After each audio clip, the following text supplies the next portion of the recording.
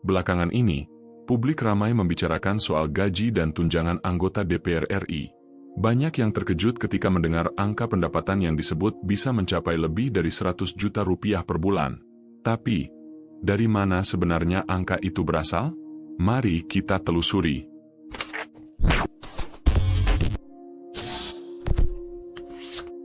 Pertama, mari kita lihat gaji pokok. Seorang ketua DPR menerima gaji pokok sekitar 5 juta rupiah per bulan, wakil ketua sekitar 4,6 juta, dan anggota DPR non-pimpinan sekitar 4,2 juta rupiah per bulan. Angka ini memang terlihat kecil bila dibandingkan dengan posisi dan tanggung jawab yang mereka emban. Namun, pendapatan DPR tidak berhenti di gaji pokok saja. Mereka juga mendapatkan berbagai tunjangan, mulai dari tunjangan istri atau suami, tunjangan anak, uang sidang, tunjangan jabatan, hingga tunjangan untuk beras. Selain itu, ada pula tunjangan kehormatan, komunikasi, pengawasan, listrik dan telepon, serta dukungan asisten pribadi.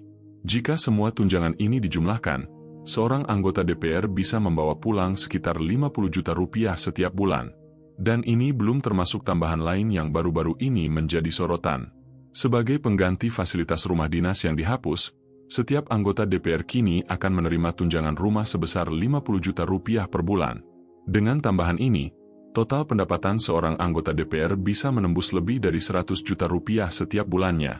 Kabar ini tentu saja menimbulkan berbagai reaksi di masyarakat. Sebagian menilai jumlahnya terlalu besar jika dibandingkan dengan kondisi ekonomi rakyat kebanyakan.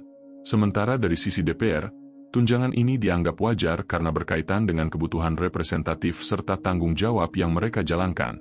Perdebatan soal transparansi, keadilan, dan kinerja DPR pun kembali mencuat ke permukaan. Jadi, apakah gaji DPR benar-benar bisa mencapai 100 juta rupiah per bulan? Jawabannya, ya. Bukan murni dari gaji pokok, melainkan dari kombinasi gaji, tunjangan reguler, dan tunjangan rumah. Pertanyaan selanjutnya, apakah jumlah ini sepadan dengan kinerja dan peran DPR sebagai wakil rakyat? Jawabannya kembali pada penilaian masyarakat.